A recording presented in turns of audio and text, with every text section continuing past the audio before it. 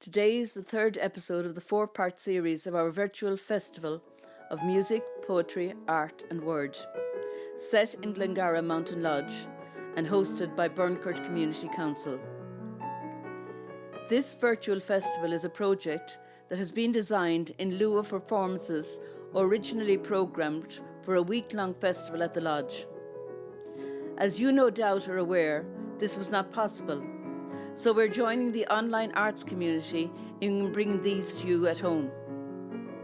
Each episode is programmed with one art form in mind and filmed to highlight the beauty of the setting of Mountain Lodge and Glengarra and how this environment inspires those artists who encounter it. Again, we will include another aspect of the history of Mountain Lodge. The 4 episodes have been filmed and recorded at the Mountain Lodge in Glengarra Wood under public health guidelines, and all measures were taken to ensure the safety of our artists, poets and writers. Once again, none of this would have been possible without the funding support of the Arts Office and the Tipperary Festival and Event Office, both administered by Tipperary County Council, and to whom we are extremely grateful.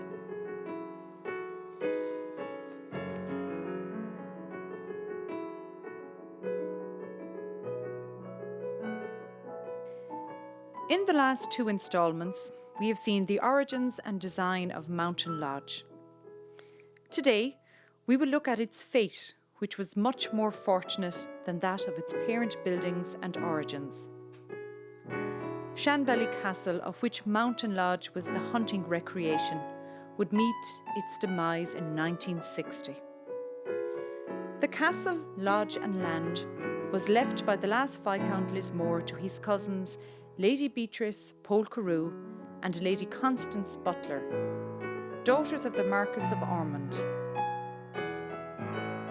Their lives are the makings of another story. The castle was sold in 1954 and demolished by the Land Commission in 1960. Then, in a wicked act of destruction, the battlements were hacked down. Its fine-cut stone salvaged and put to practical use, and what remained was blown up with 1,400 sticks of gelignite. This should be reason enough why Mountain Lodge should be conserved, restored and preserved for future generations. Mountain Lodge was leased to Anoiga in the 1930s, converted into a youth hostel, and this opened in 1939. And it was maintained as a hostel until 2012. We will conclude the story of Mountain Lodge in the final episode. Over the last 2 episodes, we have been entertained by poetry and story. Today we enter the visual world when Deirdre Dunne will allow the stillness and light open our eyes to the artistic beauty around us here in Mountain Lodge. Deirdre Dunne is an Irish-born artist who obtained her honours degree in fine art painting at Crawford College of Art in Cork, Ireland. Since her studies, she has cycled through Asia, Europe, Africa, the Middle East and Central America, as well as working for 5 years as a tour guide in Australia. Deirdre's work portrays the wildlife, the people, their land and their cultures, creating a kaleidoscope of images spanning the world over. Her subject matter varies from everyday kitchen scenes to camels in the Gobi Desert. Her preferred medium is oil on canvas or hardboard, but she has also painted with acrylic. Deirdre now lives at the foothills of the Galtee Mountains, where her studio or gallery is open most days for people to come to view her work and purchase paintings or prints.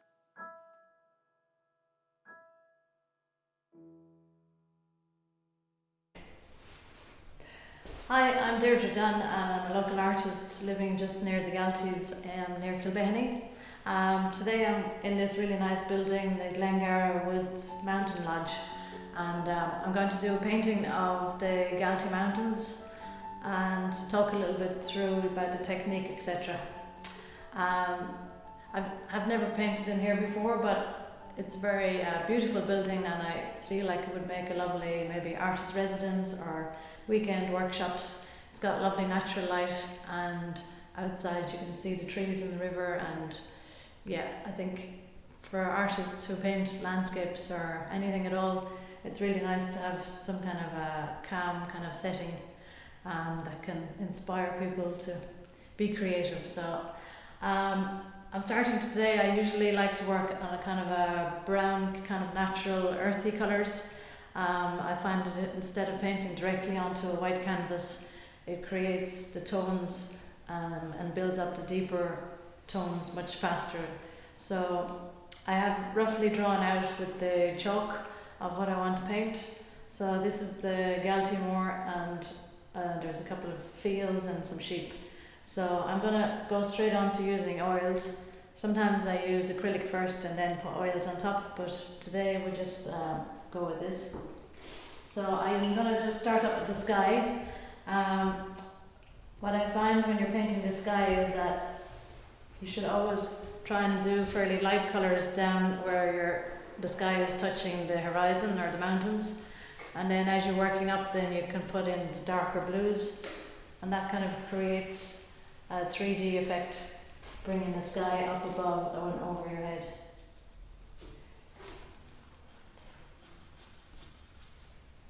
The oils take a very long time to dry, so you can blend the colours quite nicely, whereas the acrylic dries very quickly. You have to work a little faster with that.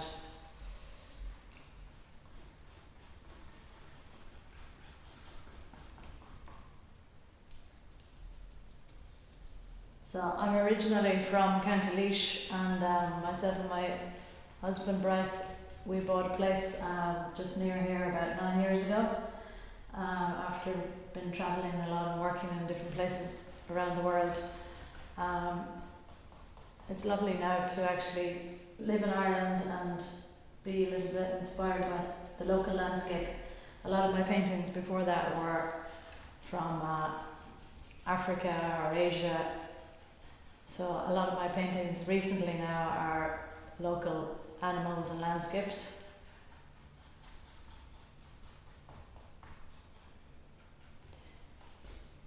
So you can see now I'm starting to put kind of darker blue on the top of the sky, coming down into a kind of a medium tone.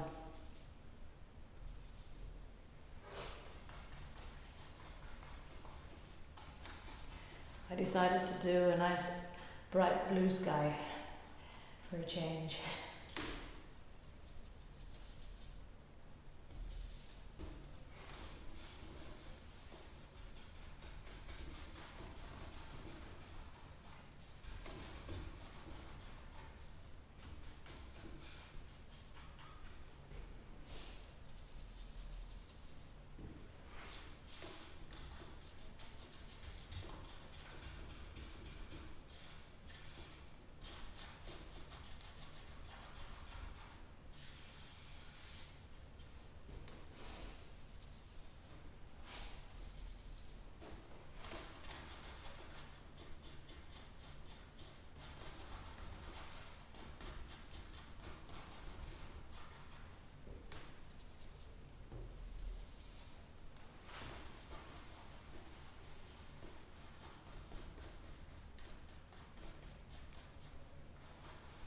So in this video I'll only be doing one layer. All my paintings usually take about a week because you let the first layer dry, and with oils that can take a day or two, and then I would work more detail then on top of that first layer in a day or two.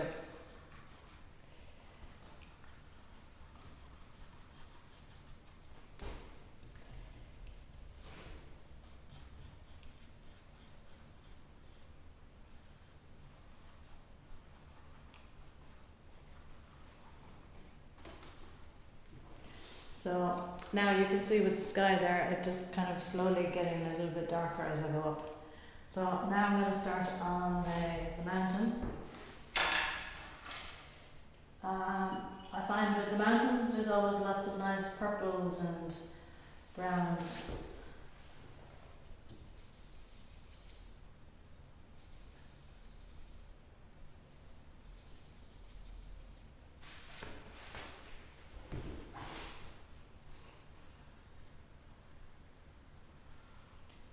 just going to put a nice little edge on that there. Today I'm working from a couple of different photographs, but sometimes I like to go out and paint. I'd usually maybe sit there for a few hours doing the painting, and then I would take maybe a photograph and then bring it back to the studio and work on it then.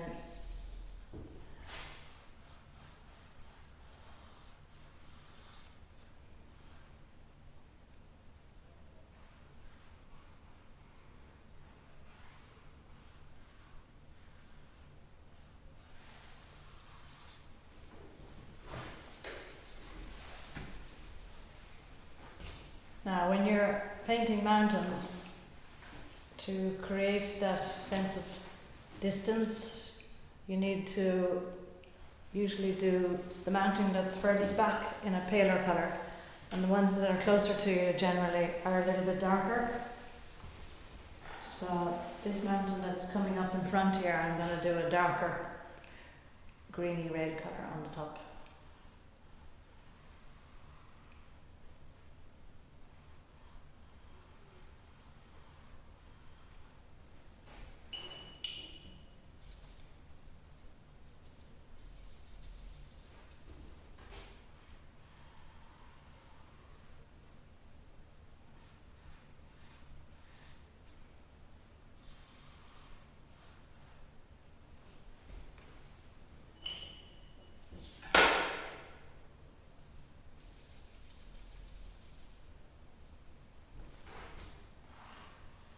This is actually a painting that I did a few years ago, but it was very small. So this is the photograph I'm working from.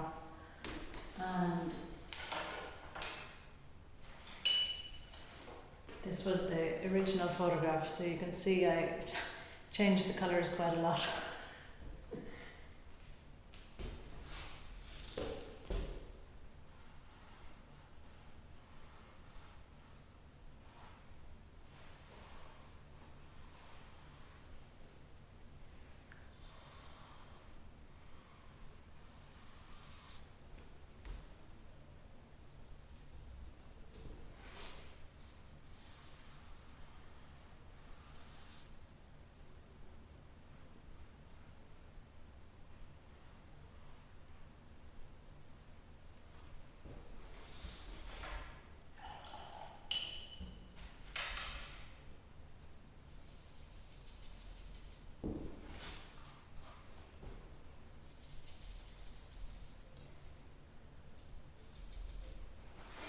When I give art classes, I find most of my students' main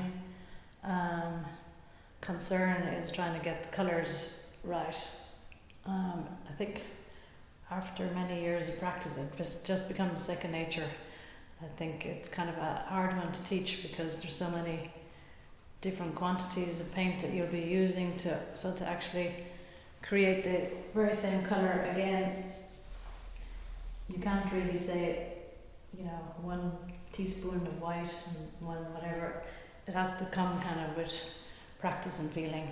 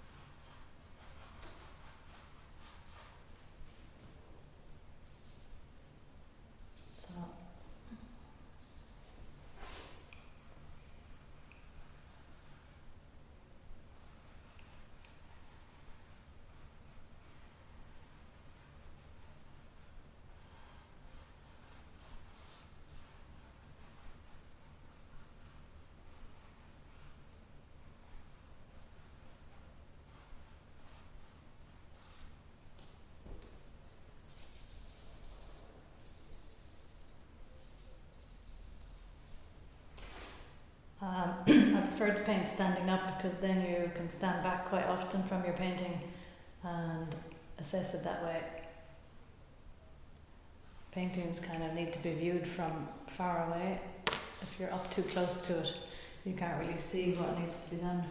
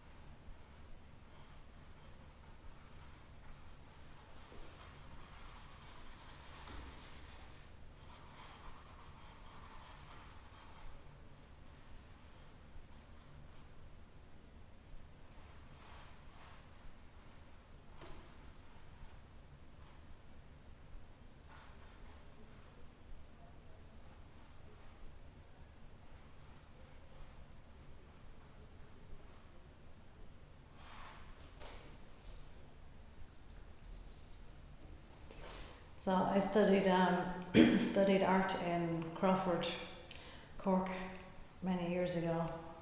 I went straight there from Leaving Cert and studied for 4 years.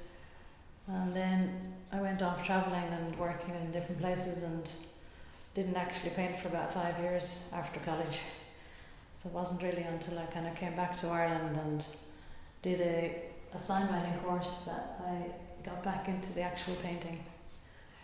I think it's one of those jobs that it's fine to leave for a while, it'll always come back to you.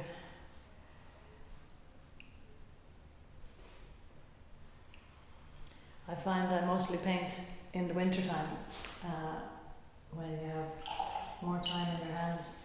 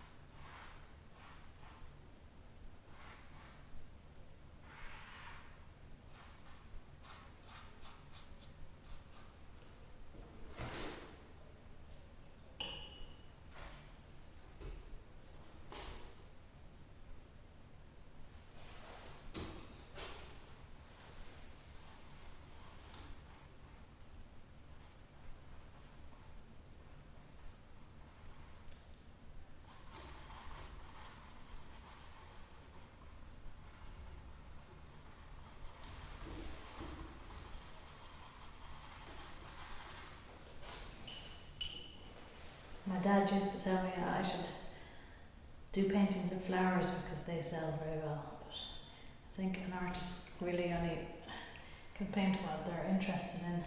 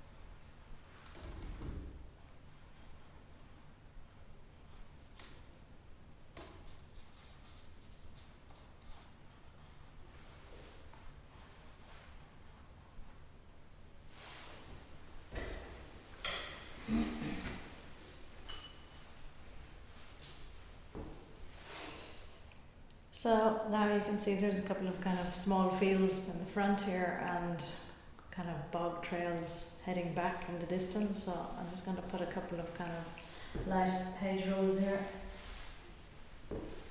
I'm not going to use black because black is very heavy and these fields are quite far back, so you want them to be kind of a soft dark colour without being too heavy. You don't want them to kind of jump out at you from the page.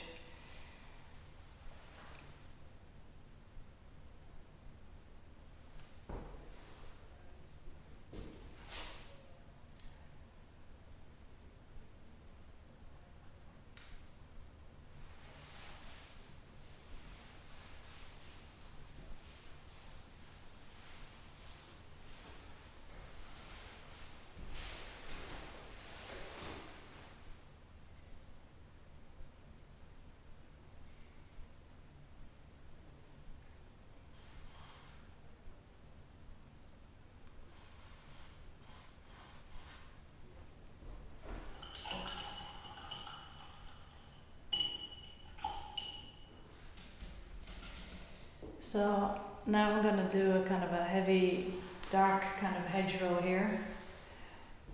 I'm going to mix a dark brown and a dark blue instead of black. I'm just going to come up and down here.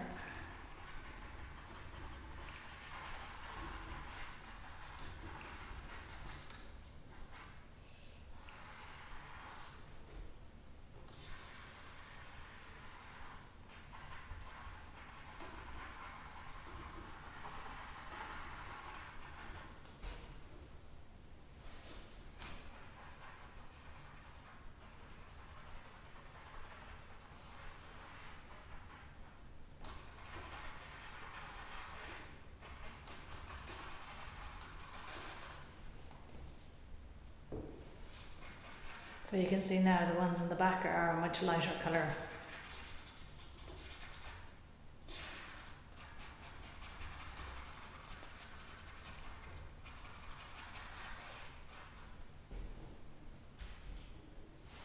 Might put a touch of green at the tops of them as well.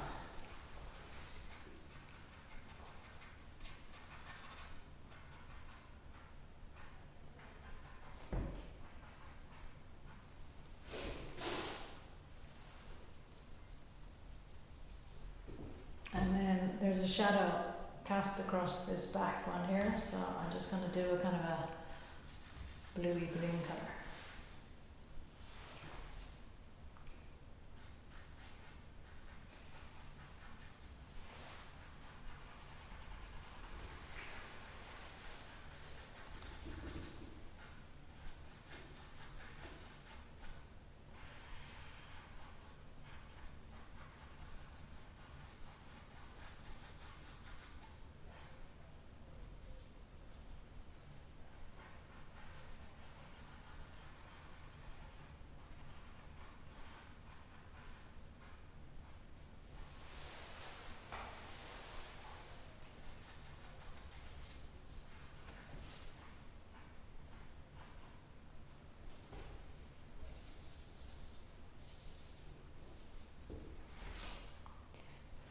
this a little bit more here.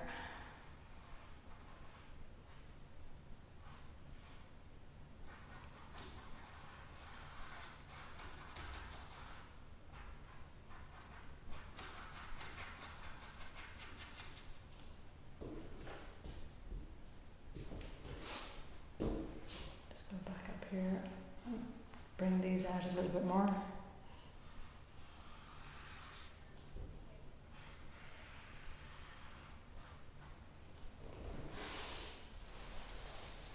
And there's a little bit of a lighter mountain just behind here as well.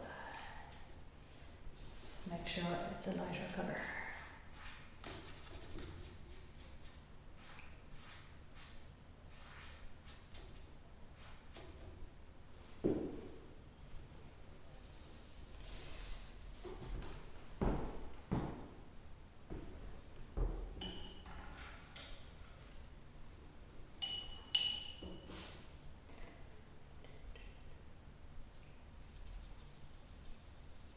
So for the fields now, I'm going to do a very pale green at the back here, and as we come down then I'll add a bit of texture to the fields closer to us.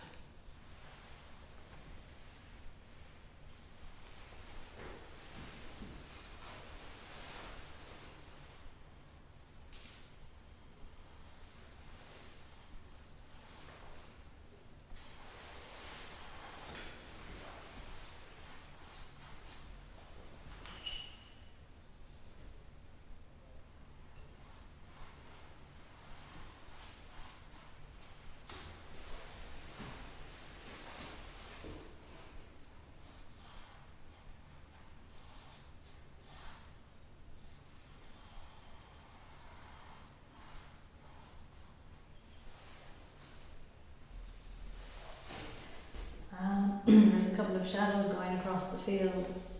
I've put a kind of a purple tinge to that.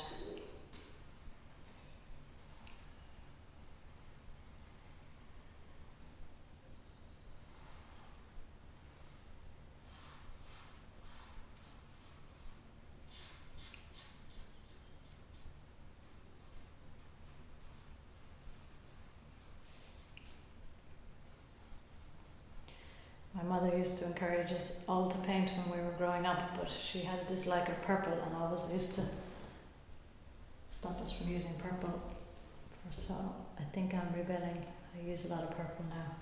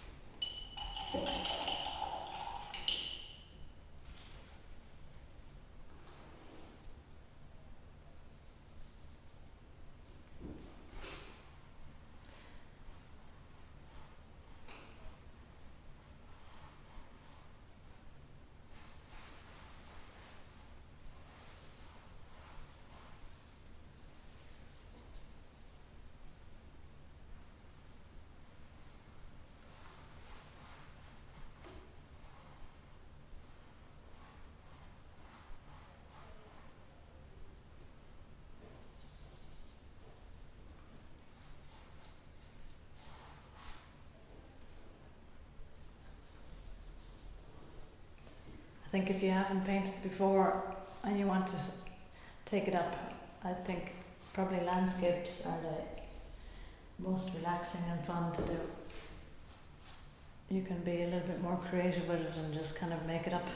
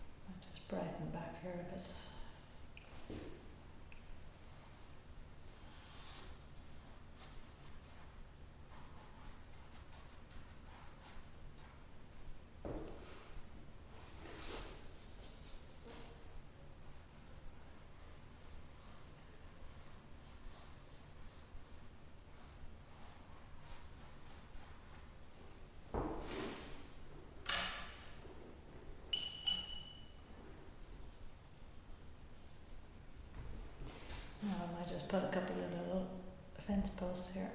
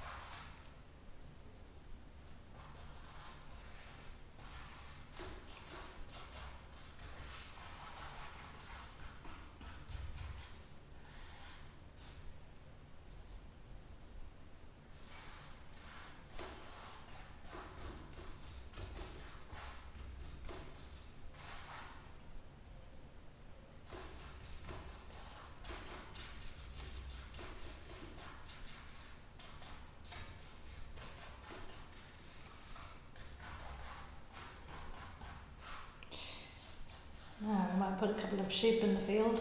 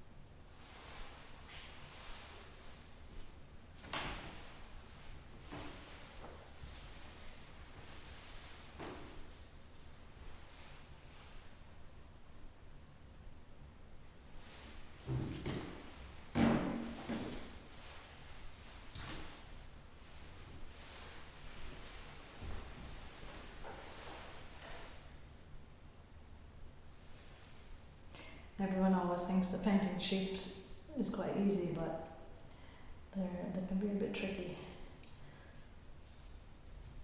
You think it's just a white blob, but actually there's a lot of dark tones in a sheep.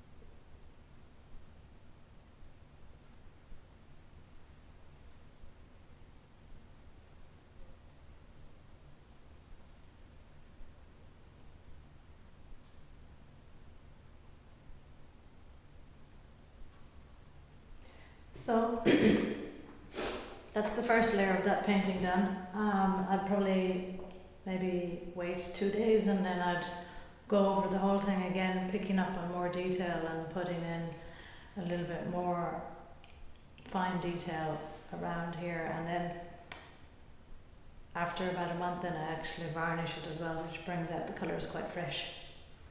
I'd probably put more detail on the sheep and try to capture a little bit more light coming down on them. But yeah, so that's how I would do my first layer. Hope you enjoyed it. Thank you. Thanks to Deirdre for showing us how superb a location Mountain Lodge is for artists with the unspoilt Glengarra on the doorstep, cushioned between the majestic Galties and the Knockmill Downs. If you want to appreciate Deirdre's creativity, why not pick up the brushes and paints and join her classes for adults and children? Stay tuned for our final episode, which will be streamed tomorrow, the 29th of November.